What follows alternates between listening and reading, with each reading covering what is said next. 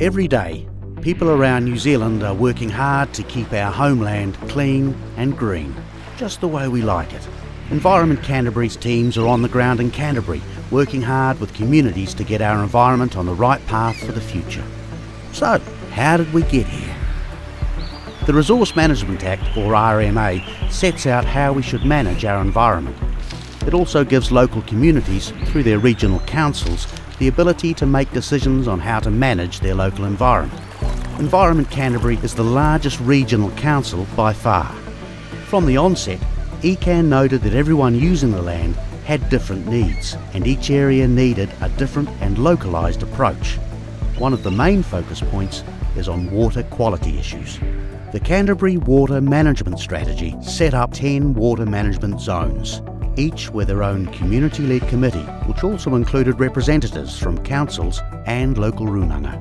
They were asked to come up with local solutions for managing fresh water and make recommendations to councils and other agencies on how to achieve that. In 2015, ECAN set up locally based zone teams to deliver those environmental improvements. This new model, which we call zone delivery, has helped make sure things are really happening around Canterbury. Each person within the zone team plays an important role in getting stuff done. A resource management officer is one of the team members on the ground. They monitor consents for compliance and work with landowners to understand what they need to do to ensure compliance, and work alongside incident response and pollution prevention officers to respond to environmental incidents. Land management officers help landowners understand the rules and what it means for them and their property. They guide landowners and farmers on what they can do to improve the environmental impact of their property. They also help farmers understand what they need to do for their farm environment plans and facilitate relationships between the councils and community. Cultural land management advisors help ensure Māori values are incorporated into the way we look after our environment. They help landowners recognise, protect and support the enhancement of mahinga kai values.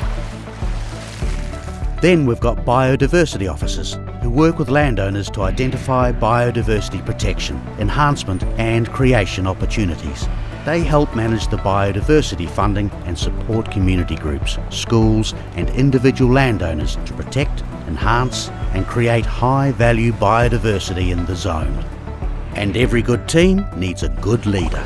The zone manager or zone lead is the person who ensures the smooth running of their team. Water quality is an important issue. We're working hard to help deliver the community's goals. Zone delivery. It's what we do.